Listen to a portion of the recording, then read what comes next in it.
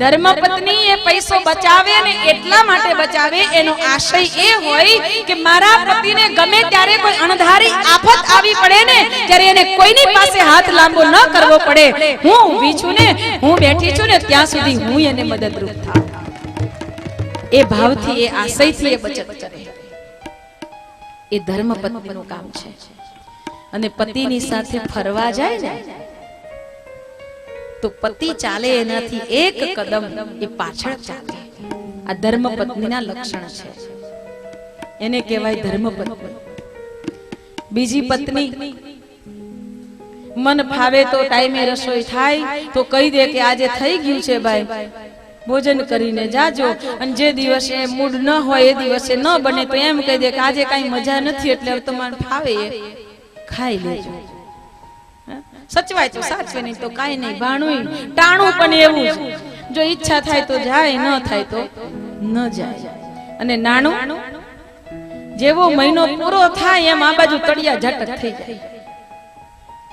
પહેલી તારીખે હાથ લાંબો કરીને ઊભી હોય, જતા પહેલા આપતા જજો.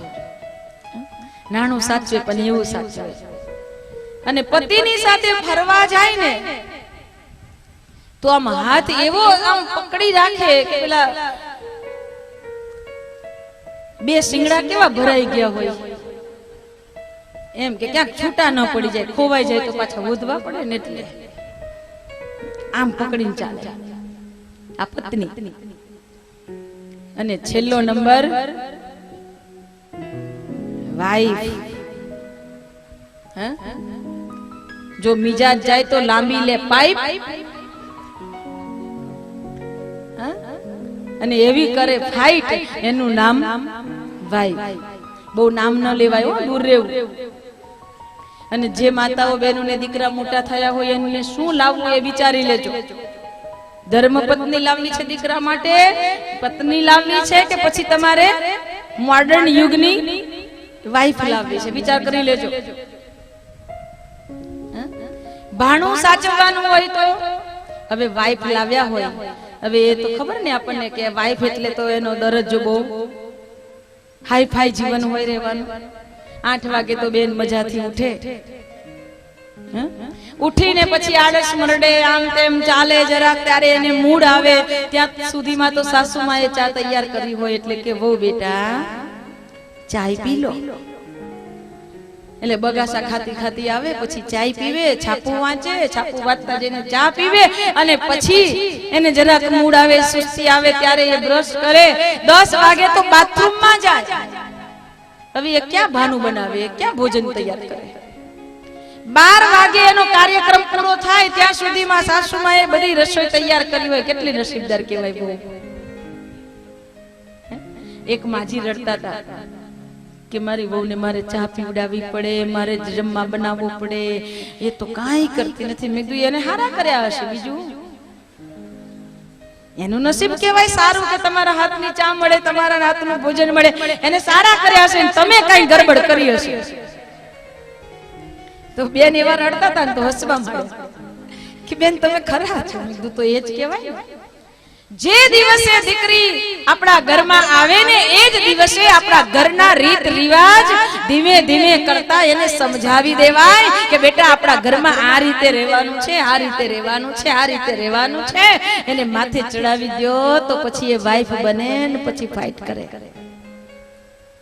ધ્યાન રાખજો. પેલા ભાઈ બૂમ પાડે ચલ જલ્દી મારે જવાનું છે, પાછું બાય બાય કીધા વગર જવાય ને દીકરાથી. એ કેવું પડે, નહીં તો આવી બને જલ્દી નીકળ મારે જવાનું છે, 1 જ મિનિટ હું તમને ગરમા ગરમ ફુલકા બનાવી આપું, તમે શાક રોટલી ખાઈને જાઓ. પેલો વિચાર કરે આ 12 વાગે હજી બાથરૂમ માંથી નીકળી નથી, મને ફુલકા બનાવી આપ્યા. એના ફુલકા ખાવા રહું તો મારો અડધો દિવસ પૂરો થઈ જાય. ભાઈ પેલો ભાઈ કે રેવા દે, અમસ્તોય મને કાઈ ભૂખ નથી. પાછું એવું ન કહેવાય એને, એને એવું ન કહેવાય કે ભાઈ તું આટલું મોડું કરે તો મને તું ક્યારે ખવડાવે. અને આમ કરતા એને પછી વારો આવે નહીં બનાવવાનો.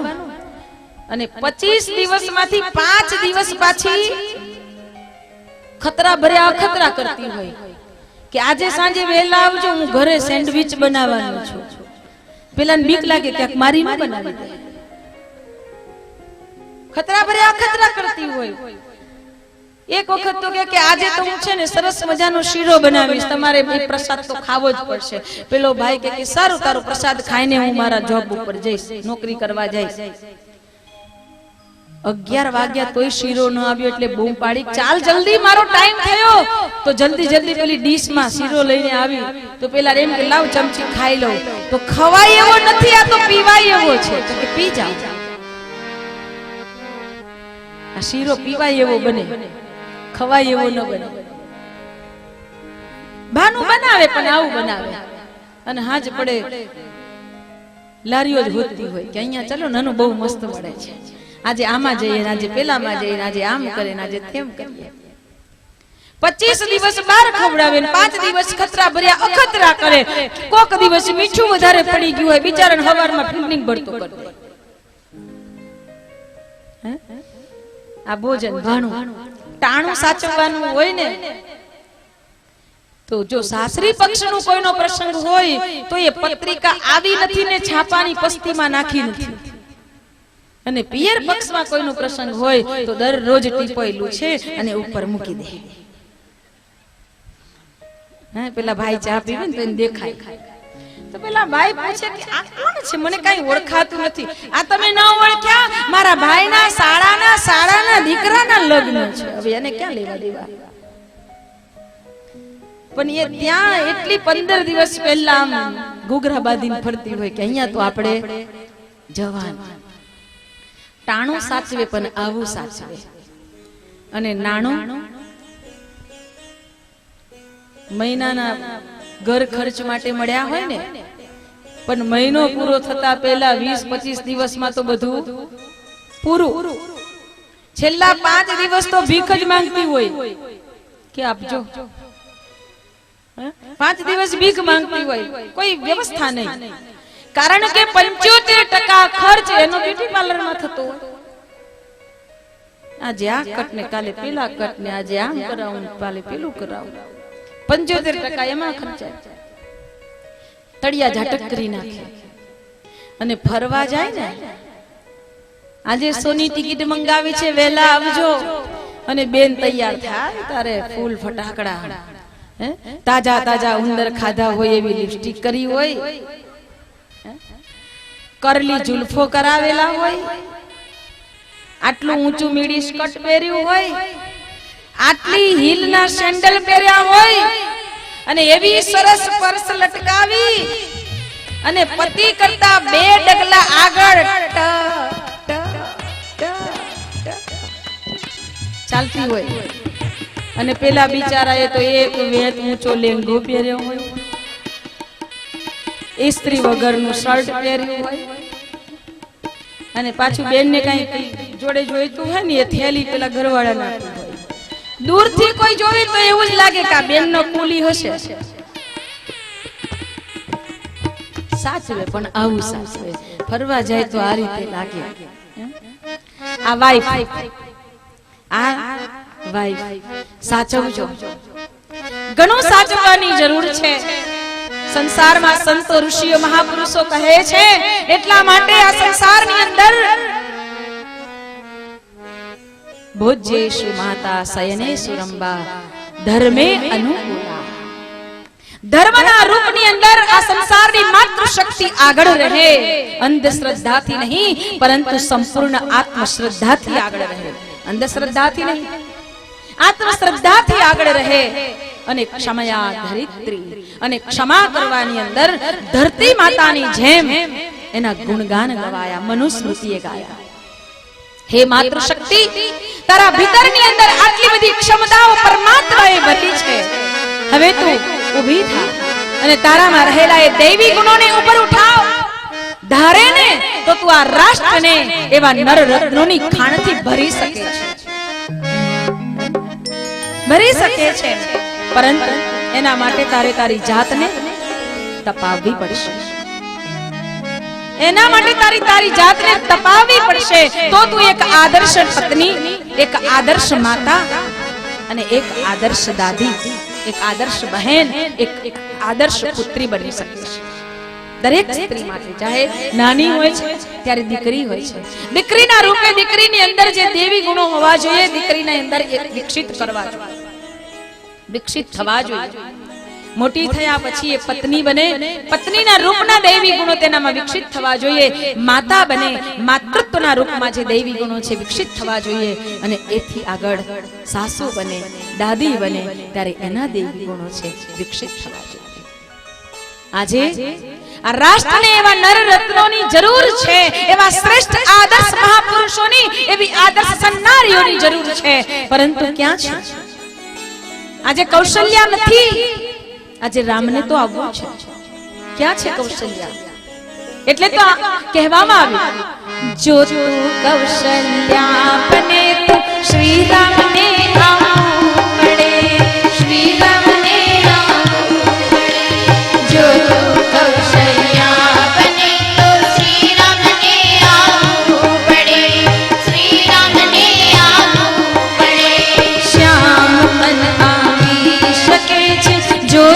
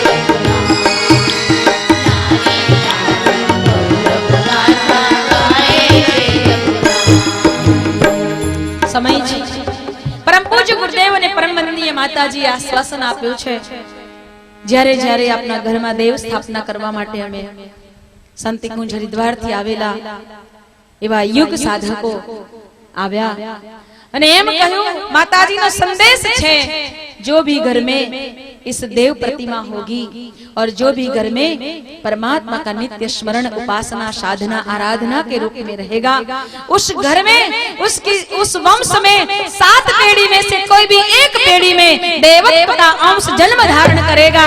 आप अगर घर में देवत्व को लाना चाहते हो तो आपके घर में देव स्थापना हो और आपके घर में नित्य गायत्री महामंत्र की उपासना. जेना घरमा आ नित्य उपासना हशे, साधना आराधना हशे, ए घरमा देवत्वनी शक्तिनो प्रादुर्भाव थशे. इच्छता हो आवनारो समय सतयुग छे. आपણા ઘરમાં એવું શ્રેષ્ઠ રતન આવે એવું ઈચ્છતા હોય તો આજથી તૈયારી કરો. 3 પેઢીની તૈયારી હોય ને ત્યારે આ મળે છે. 3 પેઢીની તૈયારી હોય ત્યારે મળે છે. અત્યારે આપણે પાયાનું કામ કરીશું અને તમે જોજો એટલે જ ત્રીજી પેઢીની અંદર ભક્તિ ફળીભૂત થાય છે. આપણા ઘરમાં દાદાના દાદાએ ભક્તિ કરી હશે ને ત્યારે ત્રીજી પેઢીમાં એ ભક્તિ ફળીભૂત થાય છે. ત્રીજી પેઢીમાં એનો અંશ દેખાય છે અને ત્યાં એને વધારેમાં વધારે જો ભક્તિપૂર્ણ વાતાવરણમાં ખાતર પાણી મળતા રહે તો એનાથી ત્રીજી પેઢીમાં અતિ ઉત્તમ અને શ્રેષ્ઠ દૈવત્વ પ્રાદુર્ભાવ થાય છે. રામને તો આવું છે કૌશલ્યા નથી, શ્યામને આવું છે દેવકી નથી, યશોદા માની ખોટ છે. આજે કોઈ કોઈના સંતાનને રાખવા તૈયાર નથી. સમય બદલાયો છે. આજે ધ્રુવને આવું છે, સુનીતિ ક્યાં છે? પ્રહલાદ આવા તૈયાર છે, કયાધુ ક્યાં છે? એવી શ્રેષ્ઠ આદર્શ માતા બનો. યુવાન દીકરીઓને ખાસ વિનંતી કરું છું કે તમારી રહેણી કરણી, આચાર વિચાર, વર્તન વ્યવહાર એવા બનાવો. એક લક્ષ્ય રાખો કે મારા ઘરે સતી, અનસુયા, સાવિત્રી સમાન શ્રેષ્ઠ દૈવી તત્વનું આવાહન થાય. ચાહે દીકરો હોય કે દીકરી હોય, પરંતુ તેનામાં દૈવી ગુણો જાગે એ ખૂબ જરૂરી છે. જરૂરી નથી કે આપના ઘરનું બાળક કોઈ ડોક્ટર જ બને, કોઈ વકીલ જ બને, કોઈ એન્જિનિયર જ બને કે કોઈ આકાશમાં ઉડનાર બને. જરૂરી નથી કે કોઈ ગ્રહની શોધ કરનારો બને. જરૂરી એ છે કે આપણા ઘરે આવનાર એક માનવ, એક બાળક એક સાચા અર્થમાં એક સાચો ઇન્સાન બનીને જીવે અને સંસાર માત્રની સેવા માટે પરમાર્થ કરતા કરતા જીવનને પૂરું કરે. જરૂર એની છે, જરૂર એની છે. જે પણ થયું એને પણ ખૂબ ખૂબ કોટી કોટી વંદન, પણ ધ્યાન રાખ્યા કે જરૂર આજે સંસારની એવા શ્રેષ્ઠ મહારથીઓ છે. આપણામાંથી કોઈ કૌશલ્યા બનવા પ્રયત્ન કરજો, આપણામાંથી કોઈ દેવકી બનવા પ્રયત્ન કરજો. આજ રાષ્ટ્રની અંદર જ્યારે મરાઠા રાજ્ય જોખમમાં મુકાઈ ગયું ને, તેવા સમયે મરાઠા રાજ્યની રક્ષા થઈ શકે એ માટે શિવનેરી કિલ્લાની અંદર માં જીજાબાઈએ એક દીકરાને જન્મ આપ્યો. નામ શિવા રાખવામાં આવ્યું. પરંતુ એ શિવાના ભીતરની અંદર ખૂબ ભારોભાર ક્રાંતિકારી તત્વ ભરાય અને એ શિવો કોઈ સાધારણ બાળક ન બને અને એ શિવો મરાઠા રાજ્યની રક્ષા કરનારો બની શકે, મોગલોને જડબાતોડ જવાબ આપી શકે. એ માટે એ જીજાબાઈએ શિવાને ધાર પડતા વરસાદની અંદર રાખ્યો. એ જીજાબાઈએ શિવાને ધોમ ધકતા તાપની અંદર રાખ્યો. એ શિવાને જીજાબાઈએ ઝાડની ડાળીએ ખોઈ બાંધી અને તેમાં સુવડાવી અને તેના એ હાલરડાની અંદર જીજાબાઈએ એવો તો રસ પાયો કે જે રસને કારણે શિવાની અંદર એ ભરપૂર ક્રાંતિ ભરાઈ હતી. हो राज मने याद कश्मीर, हो राज मने याद कश्मीर. जननी मैया कोडलता पीलो कश्मीर, हो पीलो कश्मीर. राज मने याद कश्मीर, राज मने याद कश्मीर.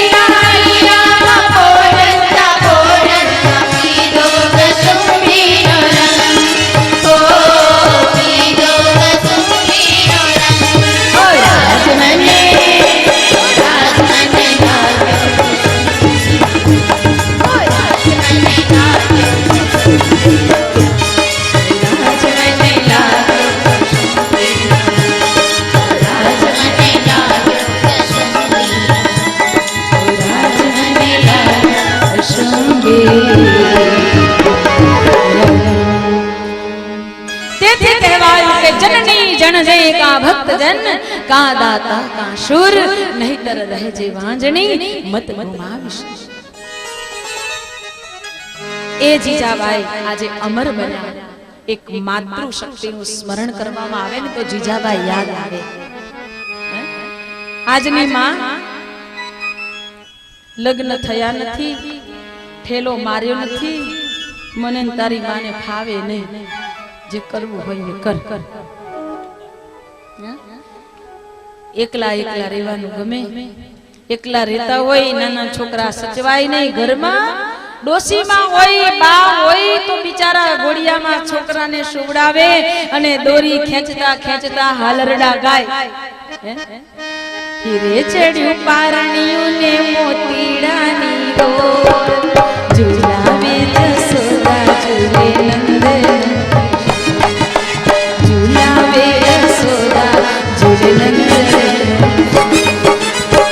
હીરે ચડ્યું પારણિયું ને મોતીડાની ડોર, ઝુલાવે જસોદા ઝૂલે નંદન, ઝુલાવે જસોદા ઝૂલે નંદન. આ તો દાદીમાં બેઠી હોય તો વિચારી ગાય, પણ દાદીમાં તો કે બા તો કોઈ હોય નહીં, હવે ઘરનું કામ સમયે પહોંચાય નહીં, એટલે દોરી ખેંચવા વાળું તો હવે બંધ થઈ ગયું.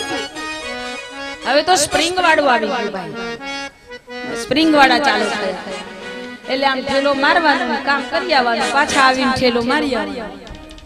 આ ઠેલો મારો એટલે એવું ન સમજતા કે આ છોકરું નાનું છે, સૂતું છે, શું સમજે, પણ એ સૂતું સૂતું વિચાર કરે કે હમણાં તું મને ઠેલા માર, હમણાં તારો વારો છે, પણ હું મોટો થઉં એટલી.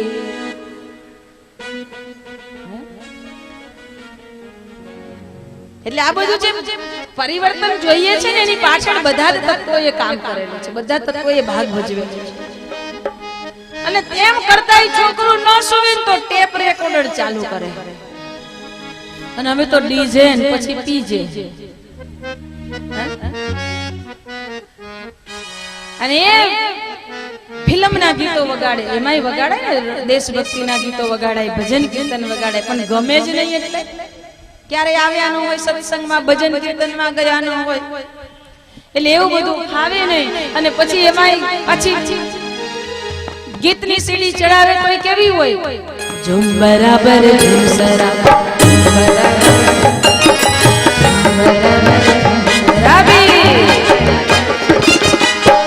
કાલી ઘટા હે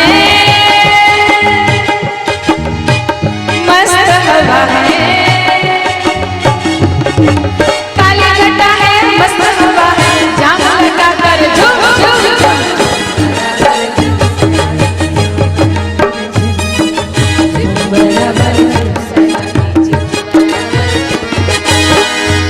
આવા ગીતો વગાડી પેલા છોકરાને સુવડાવે, પછી મોટો થાય ને બરાબર તૈયાર થઈને આવે ત્યારે માં માથા કૂટે કે ક્યાંથી પાક્યો, ન હોત તો સારું. હવે કાઈ કરવાની જરૂર, બધાયને ચેતવણી આપી છે કે દરેક પોતાનું જે પદ છે, પોતાનું જે કર્તવ્ય છે, એ કર્તવ્યમાં ક્યાંક ગરબડ થઈ છે. આ તકલીફ એટલે છે. હા, વાતાવરણ થોડો ભાગ ભજવે છે જરૂર, પણ મોટે ભાગે બાલ્ય અવસ્થાની અંદર બાળકોને જેટલું અપાય એટલું ખૂબ સારા દૈવી ગુણો જાગે એવો પ્રયત્ન કરજો. કારણ કે બાળપણમાં જે બીજ રોપાય છે એ સમયના પ્રભાવને કારણે, વાતાવરણના પ્રભાવને કારણે કદાચ ઉપર આવરણો આવે, પણ સમય આવે ને ત્યારે એ જાગૃત થઈ જશે, એ જાગી જશે કે મને આ ન શોભે, મારે તો આ કરવાનું હોય, એનો વિવેક જાગશે. તેથી માતાઓ બહેનોને ખાસ વિનંતી, પરમ પૂજ્ય ગુરુદેવે બતાવ્યું કે આવનારા સમય માટે આ સંસારમાં દેવ રત્નની ખાણ ભરવા માટે, દેવત્વને જાગૃત કરવા માટે, નર રત્નોને લાવવા માટે દરેક માતાઓ બહેનો જે પણ ગર્ભવતી હોય ને એને પુષ્પવન સંસ્કાર કરાવજો, પુષ્પવન સંસ્કાર કરાવજો. આજે ઠેર ઠેર અમારો ગાયત્રી પરિવાર આપના ઘરે આવીને સંસ્કાર કરી જશે. બોલાવજો, બોલાવજો સસ્તો અને સારો અમારો ગાયત્રી પરિવાર. ઘણા તો એટલે બોલાવે કે ચાલો ને આપણા ઘરમાં બહુ બરકત નથી આવતી, યજ્ઞ કરી જશે. તો પેલા બ્રાહ્મણ નથી બોલાવા, ગાયત્રી પરિવારને બોલાવો, એ મફતમાં કરી જશે. તમારે ઘરમાં બરકત લાવી છે, તમે ઘરમાં કંઈક સારું કરવા માંગો છો. હા, તમારી પરિસ્થિતિ ન હોય તો તમને કોઈ એવું નહીં કે તમે આટલી દક્ષિણા આપો, આટલું આમ કરો, આટલું નહીં. તમારા હૃદયની ભાવના જોઈએ. અમે માત્ર યજ્ઞ કરનારા નથી, અમે તો યજ્ઞ ભગવાનની ભાવનાઓને જાગૃત કરવા માટે આવીએ છીએ. એવું ન સમજતા કે આ મફતના છે બોલાવી દો. यज्ञ रूप प्रभु हमारे भाव उज्जवल कीजिए, छोड़ देवे छल कपट को मानसिक बल दीजिए. કેટલી ઊંચી વાત બતાવી છે ભાઈ. આ યજ્ઞ ખાલી સ્વાહા કરી દેવાની વસ્તુ નથી. मानसिक बल दीजिए, वेद की बोले रुचाए, सत्य को धारण करे, हर्ष में हो मग्न सारे शोक सागर से तरे, अश्वमेघादि कर चाहे यज्ञ पर उपकार हो, धर्म मर्यादा चला कर लाभ दे संसार को, नित्य श्रद्धा भक्ति से यज्ञादि हम करते रहे, रोग पीड़ित विश्व के संताप सब हरते रहे. આ રોગોથી પીડાતા સંસારને બચાવવા માટે આ યજ્ઞ કાર્ય કરવા માટેનું કહીએ છીએ. આપણા ઘરમાં પણ 15 દિવસે મહિને એકાદ યજ્ઞ કરો. ઘરમાં રહેલા રોગના જીવાણુ જંતુઓ જે કાંઈ વિપરીત પરિસ્થિતિઓ છે દૂર થશે. કરો શુભ કર્મ કરો, સંસ્કાર કરાવો. આપણા ઘરમાં બાળકોના જન્મ દિવસ ઉજવો, એ નિમિત્તે આપણા ઘરમાં દીપ યજ્ઞ થશે. સંસ્કારની પરંપરાને પુનર્જીવિત કરી, જે લુપ્ત થયેલી પરંપરા હતી એને પરમ પૂજ્ય ગુરુદેવે જાગૃત કરી છે. આપના ઘર સુધી આવી અને એ સંસ્કાર ઉજવાય ને બહુ જરૂરી છે. હું તો એમ કહું છું કે બીજું કાંઈ ન કરો તો પોતાની સોસાયટીના બાળકોના જન્મ દિવસ લખી લ્યો અને જેનો જેનો જન્મ દિવસ હોય પોતાના મહોલ્લામાં, પોતાની સોસાયટીમાં એના ઘરે જઈ એના જેટલા વર્ષ થાય એટલા દીવા પ્રગટાવો. 24 ગાયત્રી મંત્રની આહુતિ આપો, 5 મહામૃત્યુંજય મંત્રની, એટલું તો કરો. આજુબાજુના 5-25 ભેગા થશે, મંત્રોચ્ચાર થશે, ઘરનું વાતાવરણ પવિત્ર બનશે. આપના બાળકમાં એક દૈવી સંસ્કાર જાગશે. બાળકને એમ થશે કે આજે તો બાળકો પણ પપ્પાને એમ કહી દે આજે મારી બર્થડે છે, આજે ગમે તે થાય મને 1000 રૂપિયા આપવા જ પડશે, મારા મિત્રોને મારે પાર્ટી આપવી છે. રોકજો, બાળકોને રોકજો. કારણ કે બાળકો આજે નાના નાના બાળકો આ રીતે પાર્ટી આપતા થઈ જશે ને તો તમારા પાટિયા નીકળી જશે ભાઈ. રોકજો અને એને કહેજો કે ના બેટા આપણે ઘરમાં જન્મદિવસ ઉજવીએ. કેક કાપવાને બદલે ઘરમાં સારો પ્રસાદ લાવો અને પ્રસાદ બાળકના હાથે વેચાવો. એને વેચતા આવડશે, વેચીને ખાતા શીખશે બાળક. કાપવાનું કોટવાનું ને બધું બંધ કરો. મીણબત્તીને ફૂંકો મારી મારીને ઓલવવાના બદલે દીપ પ્રગટાવો. તારું જીવન ઝળહળતા દીપક જેવું બને બેટા. મીણબત્તીને ફૂંક મારીને ઓલવી નાખીને અંધકારમય જીવન નથી બનાવવાનું. પાશ્ચાત્ય સંસ્કૃતિના વાયરામાંથી બચજો અને બીજાને બચાવજો. કારણ કે આજે તો ઘણા વડીલો પણ એવા જન્મદિવસ ઉજવવા તૈયાર છે કે કાંઈ વાંધો નહીં, ચલો હવે આજે એનો જન્મદિવસ છે ને ઈચ્છા છે તો આટલું કરી નાખીએ. નહીં, બચાવો. બાળકોમાં શ્રેષ્ઠ સંસ્કાર જાગે એવો પ્રયત્ન કરો. બાળકોમાં સંસ્કાર જાગ્યા હશે ને જેવા સંસ્કાર તમે ઈચ્છો છો એવા જો તમે જગાડશો ને તો કંઈક મેળવી શકશો, બાકી કાંઈ નહીં મળે. અને દીકરીઓને તો ખાસ, કારણ કે દીકરી એ તો એક ઘર નહીં, સજ્જન ને સુશીલ સિલવંત દીકરી તો 7 પેઢીઓને ઉજાગર કરી દે છે. અરે એમ કહેવાય છે કે એવી સુશીલ દીકરી તો એની ત્રણ વંશ વેલાને સુધારી દે. એ દીકરી પોતાના પિતાનો પક્ષ ઉજ્જવળ કરે, સાસુર પક્ષ ઉજ્જવળ કરે અને એનો મોસાળ પક્ષ ઉજ્જવળ કરે. આ 3 પક્ષને ઉજ્જવળ કરી દે, 71 પેઢીઓ તારી દે અને એના 7 કુટુંબ એના તરી જાય છે. તેથી દીકરીઓને ખાસ સંસ્કાર આપજો. દીકરી બાળપણથી જ તેના ભીતરની અંદર ધર્મના સંસ્કાર જાગે એ માટે માતાઓ બહેનો તૈયાર રહે. કારણ કે દીકરી નો જન્મ પોતાને સુખી થવા માટે નથી.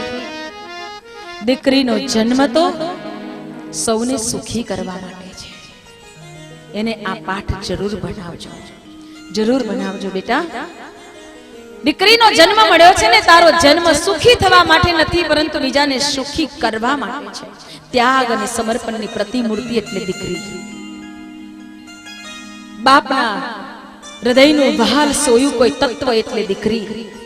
દીકરી એક સંવેદનશીલ તત્વ છે અને એટલે જ અપવાદ રૂપ ચોથા પ્રકારની નારીના રૂપમાં ઘણી બધી દીકરીઓ એવી હોય છે જે ઉચ્છૃંખલ બનેલી છે. એવી દીકરીની વાત નથી કરતી, પરંતુ મોટે ભાગે તેથી એમ કહેવાયું છે કે દીકરીઓને બાળપણથી એવા સંસ્કાર આપજો કે સંસ્કારને કારણે સાચા અર્થમાં દીકરી બાપનું નામ રોશન કરે. સાધુ સંતો એટલે કહે છે કે બાપના ઘરે દીવો કરીને દીકરો કહેવાય, પણ પારકાના ઘરમાં જઈને દીવો કરીને કુળ દીપક બનીને જીવે એને દીકરી કહેવાય. ઘણા લોકો દીકરીને સાપનો ભારો કહે છે. સાપનો ભારો નથી, એ તો ફૂલનો ક્યારો છે. એને ખીલવવા માટે તમારે સંસ્કારોનું ખાતર આપવું પડશે. સજ્જનતા, સુશીલતા અને શીલવંતા, ચરિત્ર નિષ્ઠાના પાણી સિંચવા પડશે, ત્યારે એ દીકરી સાચા અર્થમાં ફૂલનો ક્યારો બનશે. અને એક ફૂલનો ક્યારો જે ઘરમાં જશે ને એ ઘરમાં સુવાસ પ્રસરશે. તેથી દીકરીને સંવેદનશીલ તત્વ કહ્યું છે. કારણ દીકરો બાપનું મોઢું જોશે ને તો બાપનું મોઢું જોઈને દીકરો એ મોઢા ઉપર શું છે તે નહીં વાંચી શકે, પણ દીકરી બાપનું મોઢું જોતાની સાથે વાંચી લે છે કે આજે મારા બાપ કોઈ ચિંતામાં છે, આજે મારા પપ્પાને કોઈ ને કોઈ વિમાસની જરૂર છે. એ બાપની સામે ઘરની કોઈ વ્યક્તિ ન જઈ શકે, પણ એક દીકરી જઈને બેસી જાય. પપ્પાને પૂછે પ્રેમથી, પપ્પા ચા બનાવી દો? કોને શું થયું, તમે કેમ મૂડમાં નથી? એ દીકરી પૂછશે. તેથી કહેવાયું છે કે બાપને હૈયું ઠાલવવાની કોઈ જગ્યા હોય ને તો એક દીકરી છે. અને ઘણી જગ્યાએ જોયું છે કે બાપ કોઈને નથી કહી શકતો ને એ દીકરીને વાત કરી શકે છે, એ દીકરીને વાત કરી શકે. અને તેથી જ મધ્યમ કુટુંબનો બાપ પોતાનું ખોરડું વેચીને પણ, પોતાની થોડી ઘણી બચેલી જમીનને ગીરવે મૂકીને પણ એ બાપ દીકરીને ખૂબ સારી રીતે સાસરે વિદાય કરાય એ માટે સારા સારા ઘરમાં જઈ અને દીકરી માટે વાત કરે કે મારી દીકરીને તમે અપનાવજો, મને તમારા ઘરમાં દીકરો પસંદ છે. ક્યારે કોઈના ઘરે ન ગયો હોય એ બાપ દીકરી માટે ઘર ઘરની ઠોકર ખાતો હોય, કારણ કે બાપને ઈચ્છા હોય કે મારી દીકરીને સારું ઘર મળે, મારી દીકરીને સારો વર મળે. અને એથી જ સમય વિતાવતા વિતાવતા દીકરી ક્યારે મોટી થઈ ગઈ ખબર પણ ન પડી. ઘરને ધબકતું રાખવાનું કામ કરનારી દીકરી જ્યારે મોટી થઈ જાય અને સારા ઘરે એના જો સગપણ થાય ને ત્યારે બાપ ખુશ તો હોય, પરંતુ ક્યારેય નિરીક્ષણ કર્યું છે કે ખુશ બાપ ક્યારેક ને ક્યારેક સૂતી વખતે ઠંડી ન હોય ને છતાંય એ ચાદરને માથા ઉપર નાખી અને છાનું છપનું રડી લેતો હોય કે દિવસો વીતવા લાગ્યા, બેટા હવે તો ક્યારે આ ઘર ખાલી કરીને ચાલી જઈશ, મારા માટે આ સૂનું પડેલું ઘર સ્મશાન જેવું બની જશે. અને તેથી જ દીકરી જ્યારે ઘર છોડે છે ને ત્યારે ગમે તેવા કઠણ કાળજાનો બાપ પણ એક વખત તો હૈયા ફાટ રુદન કરીને રડી લે છે અને હળવો થઈ જાય છે. હે પ્રભુ, તું મને એટલી શક્તિ આપજે કે મારા ઘરને ગુંજતું રાખનારી આજે મારી દીકરી મારું ઘર છોડીને ચાલી રહી છે. અને યાદ રાખજો કે દીકરી એ કેટલું બધું ત્યાગ કરીને આવે છે. દીકરી કેટલું બધું ત્યાગ કરીને આવે. દીકરી પોતાના મા બાપ છોડે છે, કાળજે લાગેલા મા બાપ ને દીકરી છોડી દે, પારકાને પોતાના બનાવવા દીકરી ચાલી નીકળે. બાપે ક્યારેય વિચાર નથી કર્યો કે જે ઘરમાં દીકરી જશે એને સુખ મળશે કે દુઃખ મળશે, છતાંય ભગવાનના ભરોસે બાપ દીકરીને વિદાય કરે છે. અને એ દીકરી જ્યાં મંડપમાં આવે ને ત્યાં જ વરમાળા પહેરાવવામાં આવે, દીકરી દ્વિજત્વને ધારણ કરે છે. મંગલસૂત્ર એ દીકરીનું દ્વિજત્વને ધારણ કરનારી એ યજ્ઞ પવિત્રના રૂપમાં પહેરે છે.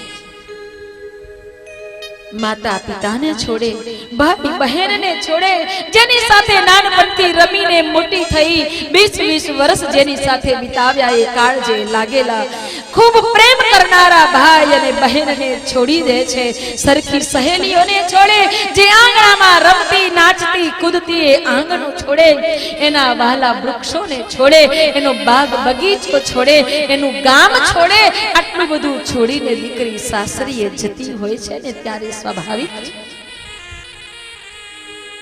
વૈદેહી કહી શકાય એવા જનક રાજા પણ જ્યારે માં સીતાને વિદાય આપે છે ને ત્યારે ઘૂંટણીએ પડી અને દશરથ રાજાને કહે છે, જનક રાજા, હે મહારાજ, મારી જાનકીથી કોઈ ભૂલ થાય ને તો એની ભૂલ ન સમજતા એના ઉછેરમાં અમારી કોઈ ખામી હશે, અમારી કોઈ ભૂલ હશે તો પછી આ સંસારના બાપની તો શું હેસિયત? જેની દીકરી વિદાય થાય એ બાપ કોઈની સામે નથી રડી શકતો ને ત્યારે થાંભલાનો ટેકો લઈને માથું નીચું કરીને રડનારો બાપ દીકરીને આશીષ આપતા કહે કે બેટા, મારા જીવનના બધા જ સુખ તને મળે અને તારા જીવનના તમામ દુઃખો મને મળે, બેટા સુખી થાવો, એમ કહીને આશીષ અને દુઆ આપતો બાપ દીકરી વિદાય થઈ રહી છે, ગામના પાદરે પહોંચે છે ત્યારે સર્વ સ્નેહી સંબંધીઓ એ દીકરીને વિદાય આપતા કહે છે, બેના રે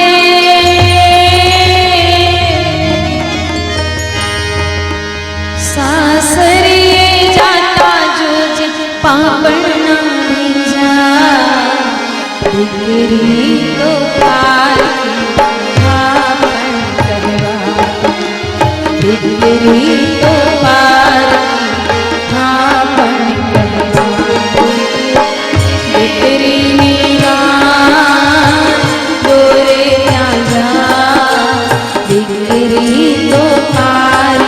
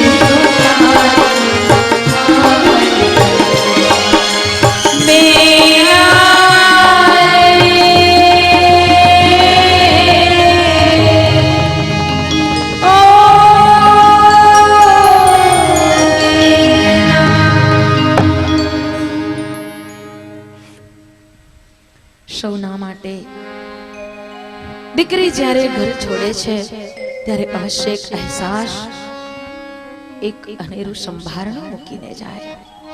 અને તેથી જ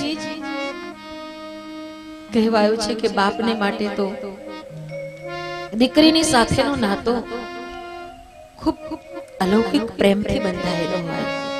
તેથી સૌથી વધારે જો દુઃખ થતું હોય ને તો બાપને થાય છે. અને એટલે જ કુદરતનો, આપની સંસ્કૃતિનો જે ક્રમ છે, ઋષિ પરંપરા જે છે એને સાચવવી જ રહી. ગમે તે થાય છતાંય દીકરી માટે મા બાપનું ઘર અમુક સમય સુધી જ હોય, જ્યાં એના નસીબના અન્ન જ્યાં સુધી બાપના કોઠારમાં હોય ત્યાં સુધી જ એ ખાઈ શકે. જ્યાં એના નામનું અન્ન પૂરું થાય ને ત્યાં દીકરી ચાલી નીકળે છે. એટલે સૌ માતા પિતાને વિનંતી કે દીકરીને ખૂબ પ્રેમ કરજો, ખૂબ પ્રેમથી રાખજો. સમય આવશે ને એટલે ચાલી જશે. તમે નહીં ઈચ્છો ને તોય એ તમારા ઘરે નહીં રહે. તેથી પ્રેમથી એનું જતન કરજો. આપી શકાય એટલે સંસ્કાર આપજો, જેથી કરીને દીકરી જે ઘરમાં જાય એ ઘરના લોકોને એ દીકરી દ્વારા ખૂબ પ્રેમ મળે, દીકરી દ્વારા ખૂબ આનંદ મળે. દીકરીને એટલું પંચામૃત જરૂર પીવડાવજો બેટા. તારામાં સંયમ, સહનશીલતા, ત્યાગ, સમર્પણ અને સ્નેહ, આ 5 પ્રકારનું પંચામૃત દીકરીને જરૂર આપજો. ગમે તેવી સ્થિતિ આવે છતાંય હવે આ મા બાપને ભૂલી જાજે અને તું તારા સાસરીના મા બાપને યાદ કરજે.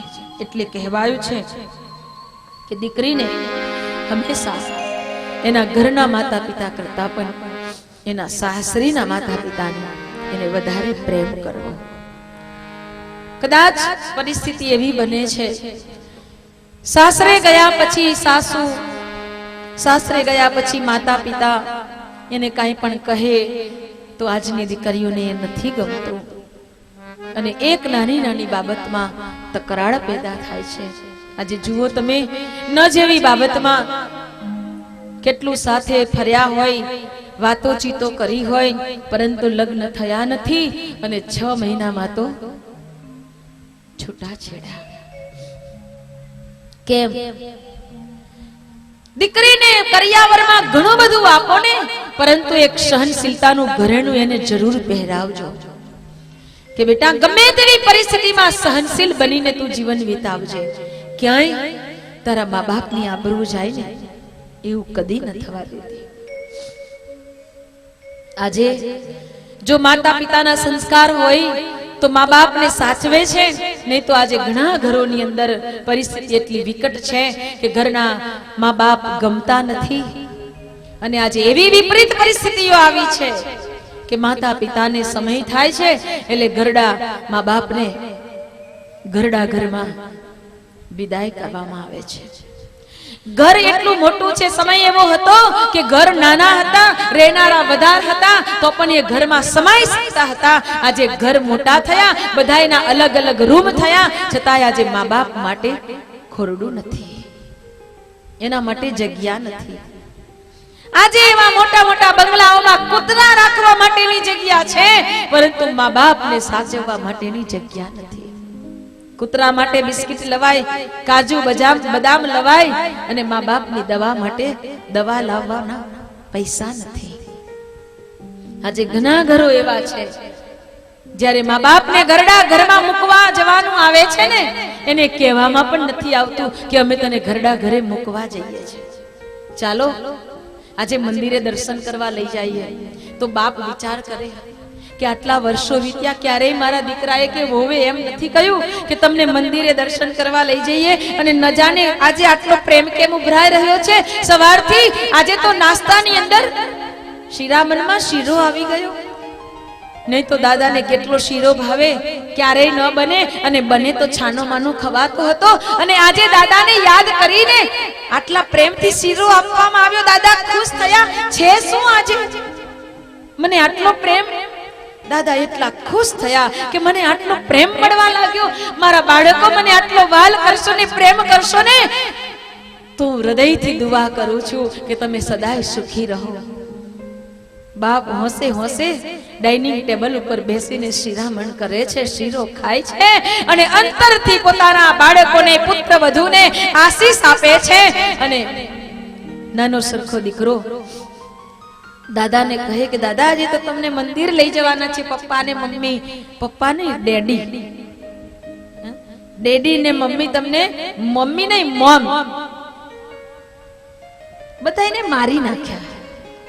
ભારતની સંસ્કૃતિને ચકનાચૂર કરી દીધી અને બધું આવી ગયું. તમે ડેડ થઈને જ રહો. ઘણા એમ કે ડેડ, ડેડ એટલે પરવારી ગયા. હવે એમ ને, નાનો હોય ત્યારથી જ એને મારી નાખેલો હોય એમ જ જીવે, એટલે પછી વિચારવાનું જ નહીં કાંઈ. આજે તમને દેવ દર્શન કરવા લઈ જવાના છે. બાપા ખુશ થયા, નવી ધોતી પહેરી છે, ટોપી માથે મૂકી ભગવાનને નમસ્કાર કર્યા. હે નાથ, આવો જ પ્રેમ મારા બાળકોને આપતો રહેજે. આજે મને તારા દર્શન કરવા લઈ આવે છે. બાપ ગાડીમાં બેઠા છે, ખુશ થઈ રહ્યો છે. બાપ કેટલાય મંદિરો વટાવતી ગાડી આગળ ચાલી, પણ એકેય મંદિરે ગાડી ઊભી ન રહી. અને જ્યાં ગાડી ઊભી રહી ત્યાં તો લખેલું હતું જીવન સંધ્યા મંદિર, જીવન સંધ્યા મંદિર. બાપને એમ કે અહીંયા કઈ કામ હશે મારા દીકરાને, એટલે લાવ્યો હશે. ચાલો બાપા, અને સાચવીને બાપાને અંદર લઈ ગયા. ઓફિસમાં જઈ બાપાનું નામ રજીસ્ટર કરાવવામાં આવ્યું, પૈસા ભરી દેવામાં આવ્યા, અને બાપાને કહ્યું કે બાપા હવે તમે આજનો દિવસ આ બધાની સાથે પસાર કરો, અમે તમને સાંજે લઈ જઈશું. કેવી સાંજ અને કેવી વાત! બાપ ઘરના ઘરમાં પડ્યો પડ્યો દીકરાનું સ્મરણ કરતા કરતા, પ્રભુનું સ્મરણ કરતા કરતા યાદ કરે કે મારા નાથ મેં તો એમ ધાર્યું હતું કે આજે મને આટલો પ્રેમ મળે છે તો મને મંદિરે લઈ જવાનું હશે, મને દેવ દર્શન કરાવવાના હશે, અને મને નહોતી ખબર કે મારે ઘર બદલવાનું છે, ઘર બદલવાનું છે. બાળકના નાનપણથી મોટા થયેલા સંસ્મરણનું સ્મરણ કરતો કરતો બાપ બાંકડા ઉપર બેઠો બેઠો રડી રહ્યો છે. સાંજનો સમય થયો, ઘંટ પડ્યો જમવા માટેનો. સવારથી શિરામણ કરીને આવેલો બાપ ભૂખ્યો તરસ્યો બાંકડા ઉપર બેસીને રડી રહ્યો છે, અને એ બાપ ઘંટ વાગ્યો તોય ઉઠી શકતો નથી. આજે એનું મન માનતું નથી. ત્યારે કહેવાયું છે કે સેવકે આવીને કહ્યું કે દાદા જમી લો.